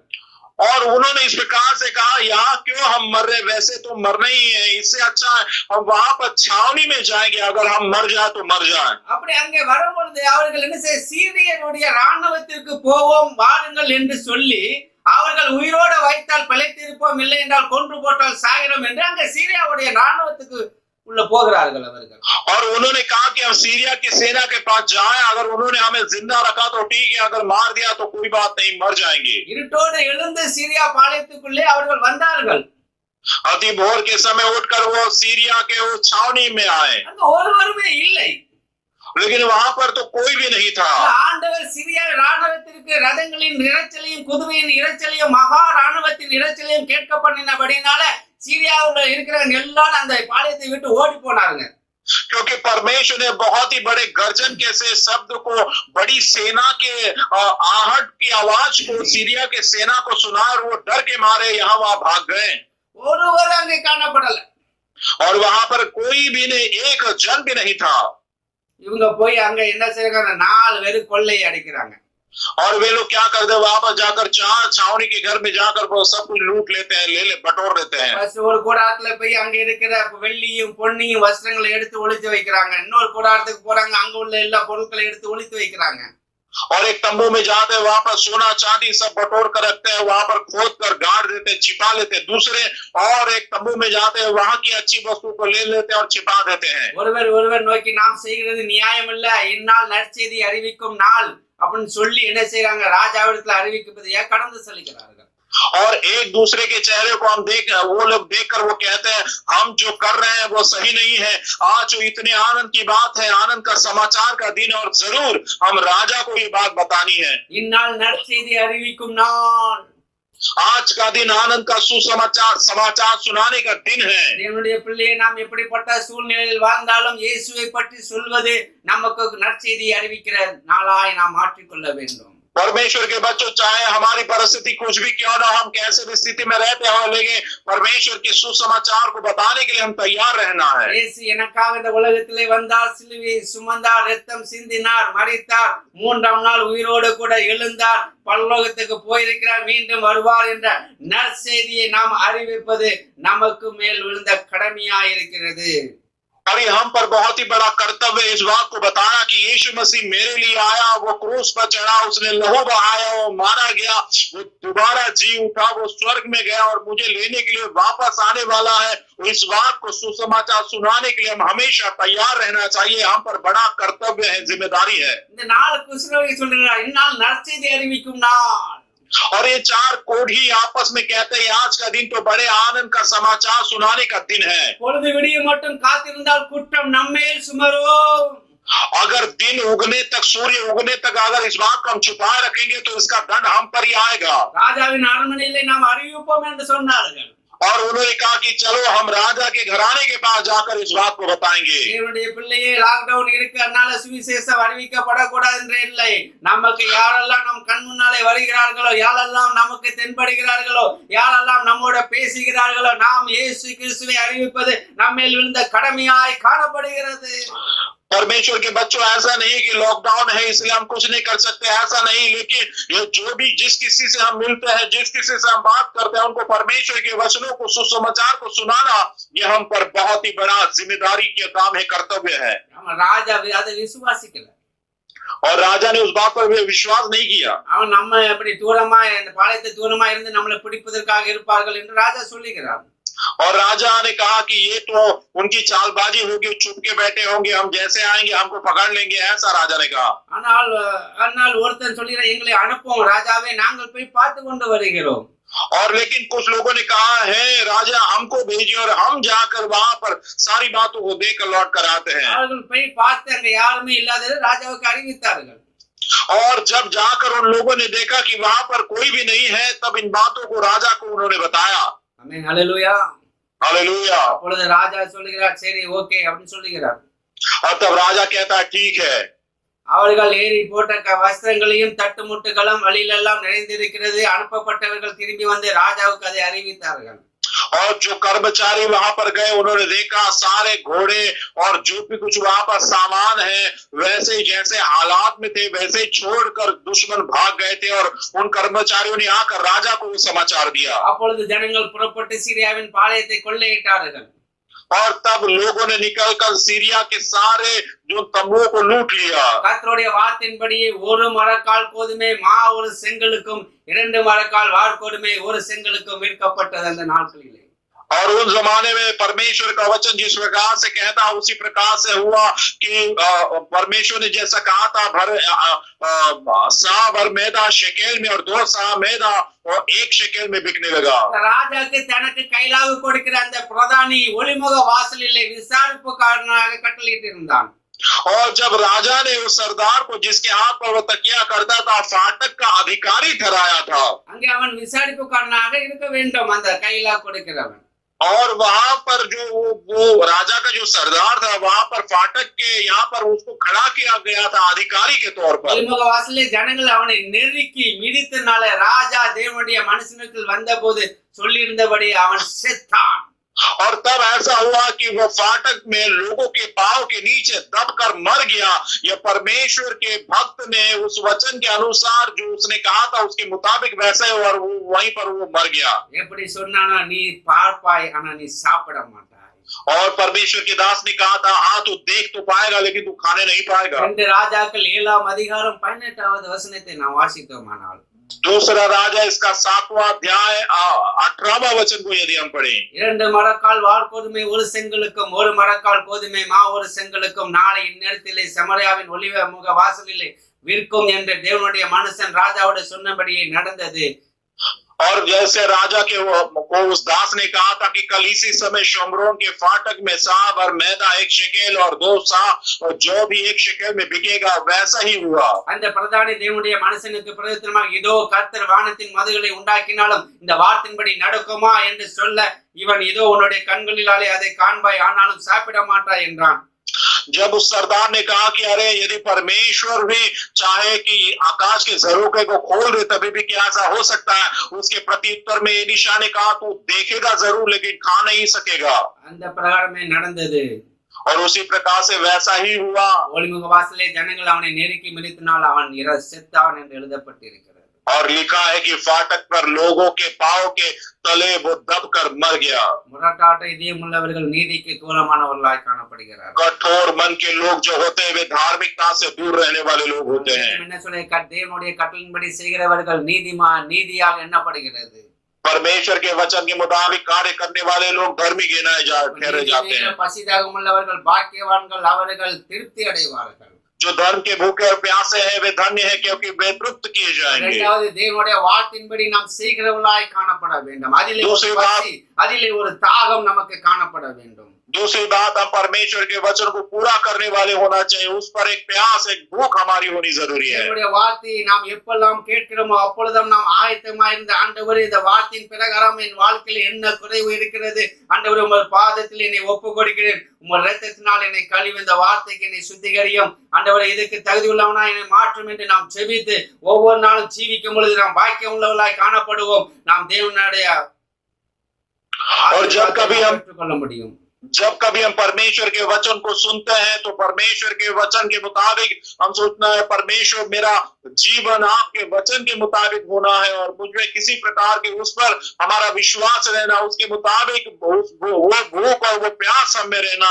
प्रभु तेरे वचन के मुताबिक मेरा जीवन बदल जाए, मुझमें कोई खोट ना हो, इस प्रकार से प्रभु के वचन के मुताबिक अपने जीवन को हम बना लेना है। आमीन, हालेलुया, हालेलुया। அப்ப நாம் இந்த ராஜாவுக்கு கைலாக கொடுக்கிற மனுஷனை போல நாம் காணப்படக்கூடாது.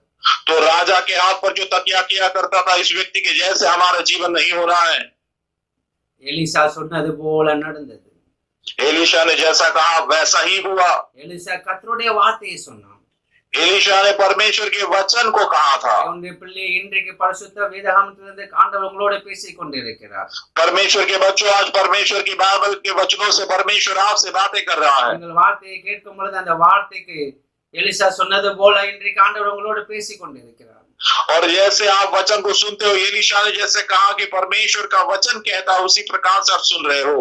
ஆண்டவருடைய வார்த்தை வல்லமை உள்ளது। परमेश्वर का वचन बहुत ही सामर्थ्यवान है जीवन இருக்கிறது और उसमें जीवन है। அனுப்பின காரியமாய் வாய்க்க பண்ணுகிறார் ஆண்டவர்। जिस उद्देश्य से वचन भेजा गया उस उद्देश्य को पूरा करने वाला कलाम है। அதிகமாய் பைபிள் வேதத்தை நாம் வாசித்து ஆண்டவருடைய வார்த்தைக்கு நாம் கீழ்ப்படிந்து நாம் வாழ்வது மிகவும் அவசியமாய் இருக்கிறது। அதிலே ஒரு பசி, அதிலே ஒரு தாகம் நமக்கு காணப்பட வேண்டும்। बाइबल के वचनों को अधिकता से पढ़ते हुए उसकी चाहत हमें होना है। बाइबल के वचनों की भूख और प्यास हमें होना जरूरी है। இல்ல நாம் பார்த்தோம் நாளை எலியா சாரைப்பாட்டு விதவை வீட்டுக்கு ஆண்டவர் அனுப்புகிறார்। और देखिए हम इस बात को देखते हैं कि परमेश्वर एलिया को सारपत के विधवा के घर पर वो भेजता है। அங்க சாரைப்பாத் என்ற ஊர்ல ஒரு விதவை இருக்கிறார்। और उस सारपात के गांव में एक विधवा वहां पर रहती थी। ராஜாக்கள் 17ஆம் அதிகாரம் 8-9 வசனத்தை நாம் வாசித்தோமானால் पहला राजा इसका 17वां अध्याय का 8वां और 9वां वचन यदि हम पढ़े, அப்பொழுது கர்த்தருடைய வார்த்தை அவனுக்கு உண்டாயிற்று. அவர், நீ எழுந்து சீதோனுக்கு அடுத்த சாரிபாத் ஊருக்கு போய் அங்கே தங்கி இரு. உன்னை பராமரிக்கும்படி அங்கே இருக்கிற ஒரு விதவைக்கு நான் கட்டளையிட்டேன் என்றார். और ऐसा लिखा है 17वां अध्याय पहला राजा 17वां अध्याय का 8 और 9 वचन, तब यहोवा का यह वचन उसके पास पहुंचा, चलकर सीदोन के सारपत नगर में जाकर वहीं रह। सुन, मैंने वहां के एक विधवा को तेरे खिलाने की आज्ञा दी है। அப்படியே எலியா எழுந்து சாரிபாத்துக்கு போகிறான். और वैसे ही एलिया उठकर सारपात के उस नगर में जाता है। இந்த பட்டணத்திலே ஒளிமுக வாசலுக்கு அவன் வந்தபோது, और वहां पर उस नगर के फाटक के पास जब वो पहुंचता है, இங்கே ஒரு ஒளிமுக வாசல் இருக்கிறது. और यहाँ पर भी एक नगर का फाटक है, அங்கே ஒரு விதவை விறகு பொறுக்கி கொண்டு இருக்கிறார். और एक विधवा वहां पर लकड़ी बीन रही है, அவளை பார்த்து கூப்பிட்டு, और उसे देखकर बुलाकर, நான் குடிக்கிறதுக்கு கொஞ்சம் தண்ணீர் ஒரு பாத்திரத்தில் எனக்கு கொண்டு வா என்று சொல்லுகிறான்.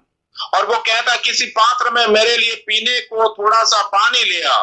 கொண்டு வர அவள் போகிற போது, और जब वो लेने को जा रही थी, அவன் அவளை நோக்கி கூப்பிட்டு, கொஞ்சம் அப்பமும் உன் கையில எனக்கு கொண்டு வா என்று சொல்லுகிறான். और तब उससे वो उसे कहता है कि अपने हाथ में एक टुकड़ा रोटी भी मेरे पास लेती आ। அதற்கு அவள், பானையில் ஒரு பிடி மாவும் கலசத்தில் கொஞ்சம் எண்ணெயுமே அல்லாமல் என்னிடத்தில் ஒரு ஆடையும் இல்லை என்று உம்முடைய தேவனாகிய கர்த்தருடைய ஜீவனை கொண்டு சொல்லுகிறேன். இதோ நானும் என் குமாரனும் சாப்பிட்டு செத்து போக அதை எனக்கும் அவனுக்கும் ஆயத்தமாகிறதுக்கு 2 விறகு பொறுக்குகிறேன் என்று சொல்லுகிறார். और तब वो कहती कि तेरे परमेश्वर यहोवा के जीवन की शपथ, मेरे पास एक भी रोटी नहीं है, केवल घड़े में मुट्ठी भर मैदा और कुप्पी में थोड़ा सा तेल है, और मैं 1 लकड़ी बीन कर लिए जाती हूँ कि अपने और अपने बेटे के लिए उसे पकाओ और हम उसे खाएं फिर मर जाए। சொல்லுங்க, இதை சாப்பிட்டுட்டு அவ்வளவுதான், நாங்க சாகுறேன்னு அவ்வளவு பஞ்சமாய் காணப்படுகிறது. और वो कहती है कि बस इतना ही, इसको खाकर हम मरने वाले, क्योंकि अकाल इतना भयंकर है। எலியா அவளை பார்த்து, பயப்படாதே, நீ போய் உன் வார்த்தையின்படி ஆயத்தப்படுத்துன்னு சொல்றாரு. और एलिया कहता है तुम मत डर, जैसा मैंने बोला है उसके मुताबिक जाकर तू वैसा ही कर। ஆனா அதுல கொஞ்சம் ஒரு ஆடை எனக்கு பண்ணி கொண்டு வா அப்படின்னு சொல்றாரு. और उसमें से एक थोड़ा सा टुकड़ा मेरे लिए रोटी बनाकर तू ले आ, ऐसा वो कहता है। உனக்கு உன் குமாரனுக்கு நீ பண்ணு, और उसके बाद अपने लिए और अपने बेटे के लिए बनाना। ஆனால் அவள் போய் எலியாவின் சொற்படி செய்தாள். लेकिन उसने जाकर एलिया के मुताबिक उसने किया, ஆண்டவருடைய வார்த்தையின்படி அவள் செய்தாள். परमेश्वर के वचन के मुताबिक उसने किया। அவளும் இவனும் அவள் வீட்டாரும் अनेक நாள் சாப்பிட்டார்கள். और वो और उसके घराने के लोग अनेक दिन तक वो खाते रहे। ஏன்னா கர்த்தர் தேசத்தின் மலையை கட்டளையிடும் நாள் மட்டும் பானையிலே மா செலவழி போவதில்லை, கலசத்திலே எண்ணெய் குறைந்து போவதில்லை என்று இஸ்ரவேலின் தேவனாகிய கர்த்தர் சொல்லுகிறார் என்று அந்த விதவைக்கு ஆண்டவருடைய வார்த்தை வெளிப்பட்டது. परमेश्वर का वचन उस विधवा के प्रति ऐसे प्रकट हुआ, और उसने कहा कि इस्राएल का परमेश्वर यहोवा यो कहता है, जब तक यहोवा भूमि पर मैल न बरसाए तब तक न तो उस घड़े का मैदा समाप्त होगा और न उस कुप्पी का तेल घटेगा। இந்த வார்த்தையை அவர் கேட்ட உடனே, और इस वचन को, इस बात को वो सुनते ही அந்த வார்த்தையின்படி கீழ்ப்படிந்தார். और वचन के मुताबिक उसने आज्ञा मानी, வாக்குத்தத்தத்தை விசுவாசித்தார். और उस वायदे को उसने विश्वास किया। அதன்படி செயல்பட கிரியை நடப்பிக்க அதன்படி செயல்பட தன்னுடைய வாழ்க்கையை ஒப்பு கொடுத்தார். उसके मुताबिक कार्य करने के लिए अपने जीवन को उसने सौंपा। எலியா சொன்ன உடனே அந்த வார்த்தைக்கு அவள் செவி கொடுத்தாள், சொற்படி செய்தாள் என்று வேதம் சொல்லுகிறது.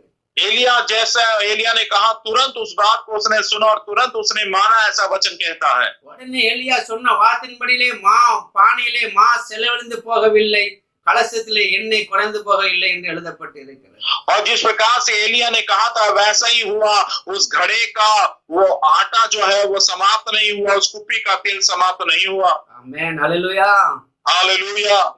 தேவனுடைய வார்த்தையின்படி செய்வதே நீதியாக எண்ணப்படுகிறது. परमेश्वर के वचन के मुताबिक करना ही धार्मिकता गिनी जाती है।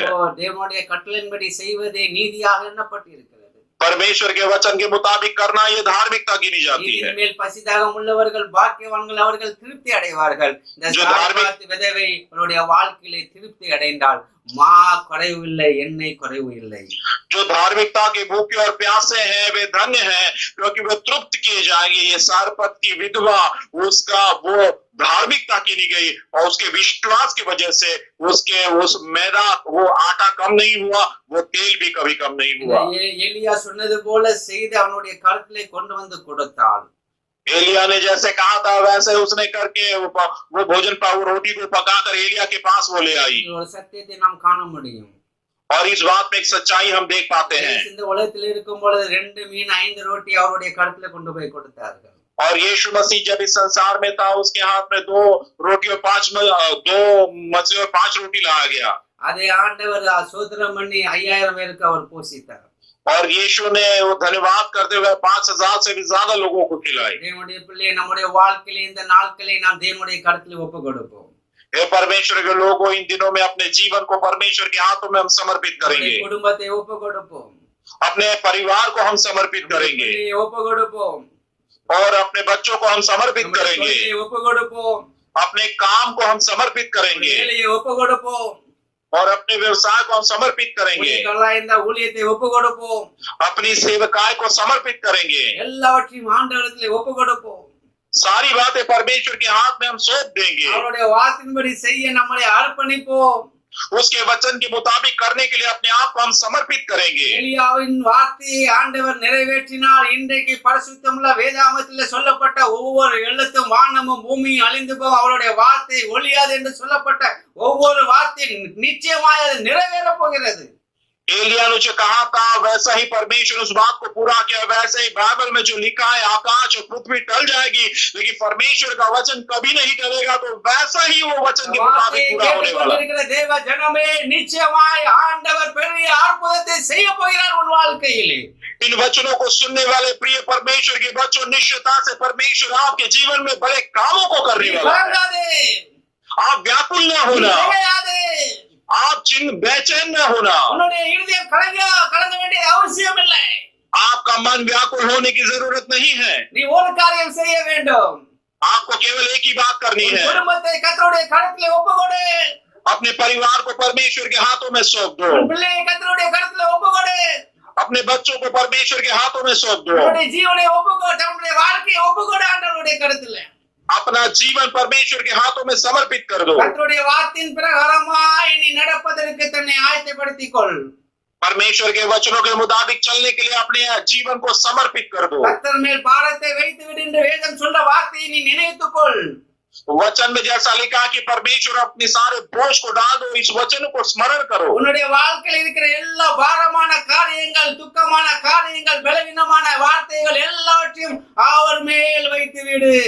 अपने जीवन के सारे दुख भरी बातें, सारे बोझ की बातें और वो कठिनाई की बातों को उस पर डाल दे। आपके लिए ऐसा खुदा है, एक परमेश्वर है, वो जिंदा परमेश्वर है और वो सारी बातों को करने के लिए वो सारा सर्वाधिकार प्राप्त करता है। वो सर्वशक्तिमान है। इसी समय आप जब ये वचन को सुन रहे हैं आपके जीवन में बड़ा चमत्कार होने वाला है और परमेश्वर जरूर ऐसा कर सकता है। அந்த விதவைக்கு ஒரு அற்புதம் நடந்ததோ அதே போல் உன் வாழ்க்கையிலும் அற்புதங்கள் நடக்கும்। जिस प्रकार से विधवा के जीवन में एक चमत्कार हुआ, आपके जीवन में जरूर चमत्कार होगा। வாழ்க்கையை கர்த்தருடைய கட்டளையின்படி செய்வதற்கு நம்மை ஒரு பசி உள்ளவர்களாய் ஒரு தாகம் உள்ளவர்களாய் நாம் காணப்படுவது மிகவும் அவசியமாய் காணப்படுகிறது। परमेश्वर के वचन के मुताबिक अपना जीवन होने के लिए अपने जीवन को समर्पित करना, प्रभु के विश्वास पर रखते हुए धार्मिकता के प्रति भूखे और प्यासे रहना, ये हमारे लिए बहुत ही अहम बात है, जरूरी है। கர்த்தருடைய வார்த்தையின்படி செய்வதே நீதியாக எண்ணப்படுகிறது। परमेश्वर के वचन के मुताबिक जब हम करते हैं वही हमारे लिए धार्मिकता गिनी जाती है। மேல் பசிதாகம் உள்ளவர்கள் பாக்கியவான்கள், அவர்கள் திருப்தி அடைவார்கள்। जो धार्मिकता के भूखे और प्यासे हैं वे धन्य हैं क्योंकि वे तृप्त किए जाएंगे। कौन तृप्त किए जाएंगे? जो यीशु पर विश्वास करते हैं वे तृप्त किए जाएंगे। परमेश्वर के वचन के मुताबिक करने वाले लोग तृप्त किए जाएंगे। संगीत 119:40 நாம் வாசிக்கும் பொழுது 119वां भजन इसके 40वें वचन को जब हम पढ़ते हैं, இதோ உம்முடைய கட்டளையின் மேல் வாஞ்சையாய் இருக்கிறேன், உமது நீதியினால் என்னை உயிர்ப்பியும் என்று தாவீது ராஜா அங்க ஜெபிக்கிறார். और दाऊद राजा इस प्रकार से प्रार्थना करता, वो कहता, देख मैं तेरे उपदेशों का अभिलाषी हूँ, अपने धर्म के कारण मुझको जिला, உம்முடைய நீதியினால் என்னை உயிர்ப்பியும் ஆண்டவரே. तेरे धार्मिकता से मुझे जिला दे प्रभु, ஆண்டவரே உம்முடைய கட்டளையின்படி செய்வதற்கு என்னை உயிர்ப்பியும் ஆண்டவரே. और तेरी आज्ञा के मुताबिक कार्य करने के लिए है परमेश्वर, मुझे நான் तो जिला என்னையும் सकते, வாஞ்சியாய் இருக்கிறேன். और मैं तेरा अति अभिलाषी हूँ, ऐसा वो உம்முடைய कहता है। கட்டளையின் மேல் வாஞ்சியாய் இருக்கிறேன். तेरी व्यवस्था, तेरे उपदेशों का मैं अति अभिलाषी நான் हूँ। உலகத்திலே ராஜாவாய் இருந்தாலும் ஆண்டவரே, मैं इस संसार में राजा हूँ प्रभु, फिर भी ஆண்டவரே என்னுடைய வார்த்தை கட்டளைக்கு கீழ்ப்படிகிற ஜனங்களாய் இருந்தாலும் ஆண்டவரே, हे परमेश्वर, तेरे वचन की आज्ञा मानने वाले लोग इस प्रकार से எனக்கு होकर, நீர் ஆண்டவரே ராஜாவின் அதிகாரத்தை நீ எனக்கு கொடுத்திருந்தாலும் ஆண்டவரே, और मुझे आपने राजा के अधिकार दिया है परमेश्वर, फिर भी உம்முடைய கட்டளையின் மேல் நான் வாஞ்சியாய் இருக்கிறேன் ஆண்டவரே. आपकी व्यवस्था, उपदेशों का मैं अति अभिलाषी हूँ உம்முடைய प्रभु, நீதினால் என்னை உயிர்ப்பியும் தகப்பனே. तेरी धार्मिकता से मुझे जिला है உம்முடைய पिता, கட்டளையின் மேல் வாஞ்சியாய் இருக்கிற அந்த வாஞ்சியின் பசியை எனக்கு உயிர்ப்பியும் ஆண்டவரே. और तेरे उपदेशों के प्रति में जो अभिलाषी हूँ, मेरे अंदर इस प्रकार से चाहत तो तू इस प्रकार கட்டளையின் से மேல் வாஞ்சியாய் இருக்கிற ஒரு தாகத்தை உயிர்ப்பியும் ஆண்டவரே. और परमेश्वर पर चाहत रखने वाली प्यास मुझ में अधिकता से बढ़ा दे प्रभु। அவன் ராஜாவாய் இருந்து கூட அவன் செபிக்கிறான். राजा होने पर भी वो प्रार्थना करता है, என் மேல் வாஞ்சியாய் இருக்கிறேன் என்று சொல்லி உமது நீதியினால் என்னை உயிர்ப்பியும் என்று அவன் செபிக்கிறான். तेरे उपदेशों का मैं बहुत ही अति अभिलाषी हूँ, अपने धार्मिकता के कारण मुझे जिला, ऐसा वो कहता है, நீதியின் प्रार्थना மேல் करता है। பசி தாகம் உள்ளவர்கள் பாக்கியவான்கள். जो धार्मिकता पर के भूखे और प्यासे हैं वे लोग धन्य हैं। ஒரு மணி நேரம் ஆகிவிட்டது. 1 घंटा हो चुका है, அடுத்த வீடியோல நாம் மீதியை நாம் பார்ப்போம். और अगले वीडियो में दूसरे भाग में हम देखेंगे, நாம் கர்த்தருடைய வார்த்தையை நாம் சிந்திப்போம், செயல்படுவோம். हम परमेश्वर के वचन पर गौर करेंगे, अध्ययन करेंगे, ஒவ்வொருவருக்கும் ஒவ்வொரு காரியம் நீதியாக எண்ணப்பட்டது. और हर एक जन के लिए अलग अलग बातें जो है वो धार्मिकता गिनी गई। ஆபிரகாமுக்கு கர்த்தரை விசுவாசிப்பது நீதியாக எண்ணப்பட்டது. अब्राहम ने परमेश्वर पर विश्वास किया और विश्वास किया जाना धार्मिकता गिनी गई। சாரிப்பாட்டு விதவைக்கு ஆண்டவருடைய கட்டளையின்படி செய்கிறது அவளுக்கு நீதியாக எண்ணப்பட்டது. सारपत की विधवा, उसने परमेश्वर के वचन के मुताबिक किया और वो बात आज्ञा मानना उसके लिए धार्मिकता गिनी गई, இவர்கள் எல்லாம் திருப்தி அடைந்தார்கள். और ये सभी जन तृप्त किए गए। ஆபிரகாம் சீமானாய் ஆசீர்வதிக்கப்பட்டான். अब्राहम बहुत ही धनवान हुआ, बहुत ही आशीर्वादित किया गया, 318 வேலையாட்கள் அவனுக்கு காணப்பட்டார்கள். और जो है 318 வேலையாட்கள். और 318 इस प्रकार से दास और दासियां उसकी थी, சீமானாய் ஆசீர்வதிக்கப்பட்டான். और बहुत ही अधिक वो धनवान हुआ, எல்லான ஜனங்களுக்கு தகப்பனாய் மாறினான். सारे लोगों का वो पिता बना। அது அவனுக்கு மட்டும் எழுதப்படவில்லை, நமக்காகவும் எழுதப்பட்டிருக்கிறது. प्रियजनों, केवल उसके लिए नहीं लेकिन हमारे लिए भी ये बात लिखी गई है। சாரிபாத் விதவை தேவனுடைய வார்த்தை கீழ்ப்படிந்தனால் பஞ்ச நாட்கள் முழுவதும் அவள் போஷிக்கப்பட்டாள். सारपात नगर की विधवा ने परमेश्वर के वचन पर विश्वास किया और इसीलिए पूरे अकाल दूर होने तक वो बहुत ही तृप्त की गई, खिलाई गई, மா செலவழிந்து போகவில்லை, கலசத்துல எண்ணெய் குறைந்து போகவில்லை. और उसके वो जो है आटा खत्म नहीं हुआ, उसका कुपी का तेल जो है वो खत्म नहीं हुआ। ஆனால் எப்படி முரட்டாட்டம் இதயம் உள்ளவர்களாய் நாம் காணப்பட்டோமானால் இன்றைக்கு நம்மளை ஒப்பு கொடுப்போம். और यदि हम कठोर मन के व्यक्ति अगर होंगे तो आइए अपने आप को ये आज समर्पण करें, ராஜாவுக்கு கையிலாக கொடுக்கிற பிரதானியை போல நாம் காணப்படக்கூடாது. और राजा के हाथ पर जो तकिया किया करता था उस सरदार के जैसे अब नहीं होना है। அப்படி கடினமான முரட்டான உள்ள இருதயம் நமக்கு இருந்துன்னா இன்னைக்கு ஆண்டவர் சமூகத்துல ஒப்பு கொடுப்போம். ऐसे कठिनता का कठोर हृदय यदि हमारा होगा तो परमेश्वर के सामने आइए हम समर्पण करें। எப்படி தாவீது ராஜா ஜெபம் பண்ணினாரோ அதே போல நாம் ஜெபம் பண்ணுவோம். जिस प्रकार से दाऊद राजा ने प्रार्थना की वैसे ही हम भी प्रार्थना करेंगे। கட்டளையின் மேல் வாஞ்சியாய் இருக்கிறேன், உமது நீதினால் என்னை உயிர்ப்பியும் ஆண்டவரே. तेरी आज्ञाओं पर मैं बहुत ही अभिलाषी हूँ, परमेश्वर अपनी धार्मिकता के कारण मुझे जिला दे। ஒரு பசி தாகம் எங்களுக்கு உண்டாகட்டும் ஆண்டவரே. हे परमेश्वर, आपकी धार्मिकता पर एक प्यास, एक भूख हमें आने दो खुदा। பாக்கியத்தை நாங்கள் பெற்றுக்கொள்ள எங்களுக்கு உதவி செய்யும் என்று ஜெபிப்போம். ऐसे प्रकार की धन्यता प्राप्त करने के लिए हमें सहायता कीजिए, ऐसा प्रार्थना करें। நாம் கண்களை மூடி நாம் ஜெபிப்போம். आइए हम आंखों को बंद करते हुए प्रार्थना करेंगे। நம்முடைய வார்த்தையை நாம் கேட்டோம். परमेश्वर के वचनों को हमने सुना। நீதியின் மேல் பசி தாகம் உள்ளவர்கள் பாக்கியவான்கள், जो धर्म के भूखे और प्यासे हैं वे धन्य हैं, அவர்கள் திருப்தி அடைவார்கள். क्योंकि वे तृप्त किए जाएंगे। இது நீதியாக எண்ணப்படுகிறது. और धार्मिकता कौन सी बात गिनी गई? இயேசுவை விசுவாசிப்பது நீதியாக எண்ணப்படுகிறது. यीशु मसीह पर विश्वास किया जाना ये धार्मिकता गिनी गई। இயேசுடைய கட்டளையின்படி செய்வது நீதியாக எண்ணப்படுகிறது. यीशु की आज्ञा के मुताबिक करना ये बात धार्मिकता गिनी गई। அதில் நமக்கு ஒரு பசி தாகம் நமக்கு தேவைப்படுகிறது. और इस बात पर एक भूख एक प्यास हम में होना जरूरी है। நாம் காணப்பட்டோம், நாம் பாக்கியவான்களாய் பாக்கியவதிகளாய் மாறுகிறோம். हमने इस बात को देखा कि ऐसे करने पर हम बहुत ही धन्य ऐसी स्त्री धन्य ऐसा पुरुष बन जाते हैं। திருப்தி அடைவோம். हम संतुष्ट होंगे, तृप्त होंगे। நாம் கண்களை மூடி ஜெபிப்போம். आंखों को बंद करके हम प्रार्थना करेंगे। கிருபையும் இரக்கம் நிறைந்த எங்கள் அன்பின் தகப்பனே, कृपा और अनुग्रह से भरे हुआ है हमारे स्वर्गीय पिता। இந்த ஆசீர்வதிக்கப்பட்ட ஓய்வு நாளுக்காக உமக்கு நாங்கள் நன்றி செலுத்துகிறோம். इस आशीर्वादित विश्राम दिन के लिए हम आपका धन्यवाद करते हैं प्रभु। விசுவாசமுள்ள வார்த்தையினால் எங்களோடு இடைப்பட்ட எல்லா கிரியைகளுக்காக உமக்கு நன்றி செலுத்துகிறோம். हे परमेश्वर, अनुग्रह से भरे हुए आपके वचन के द्वारा आपने हमसे बातें की, हम आपका धन्यवाद करते हैं। விசுவாசத்தினால் எங்களை உயிர்ப்பிக்கும்படியாய் ஒரு வார்த்தை வெளிப்பட்ட கிரியைக்காக உமக்கு நன்றி செலுத்துகிறோம். विश्वास के द्वारा जिलाए जाने के लिए आपका वचन हम पर प्रकट हुआ, इसलिए हम आपको धन्यवाद करते हैं। ஆண்டவரே, ராஜாவாகிய தாவீது ஜெபித்தது போல हे परमेश्वर, जिस प्रकार से राजा दाऊद ने प्रार्थना की, நாங்கள் உண்மையில் விசுவாசம் உள்ளவர்களாய் நாங்கள் வாழ்வதற்கு எங்களை உயிர்ப்பியும் ஆண்டவரே. हम भी आपके प्रभु अनुसार विश्वास में जीवन बिताने के लिए हम पर अनुग्रह कीजिए खुदा। உம்முடைய கட்டளையின் மேல் வாஞ்சியாய் இருப்பதற்கு எங்களை உயிர்ப்பியும் ஆண்டவரே. आपकी आज्ञाओं पर परमेश्वर अभिलाषित होने के लिए हमारी मदद कीजिए खुदा। உம்மை விசுவாசித்து உம்முடைய வார்த்தையின்படி செய்வதற்கு ஒரு பசி ஒரு தாகம் உள்ளவர்களாய் எங்களை மாற்றும் ஆண்டவரே. आप पर विश्वास करते हुए परमेश्वर आपकी धार्मिकता के भूखे और प्यास से हम रहे, इस प्रकार से हमें बदल दीजिए। வார்த்தையை கேட்கிற ஒவ்வொருவருடைய வாழ்க்கையிலும் கர்த்தர் அற்புதங்களை செய்வீராக. इन वचनों को सुनने वाले हर एक के जीवन में परमेश्वर आप चमत्कारों को कीजिए அவர்கள் உம்மை விசுவாசிப்பதற்கு ஒரு அற்புதம் உண்டாவதாக. और वे आप पर विश्वास करने पाए, इस प्रकार से चमत्कार होने पाए। வார்த்தையின்படி செய்வதற்கு ஒரு அற்புதம் நிகழ்வதாக.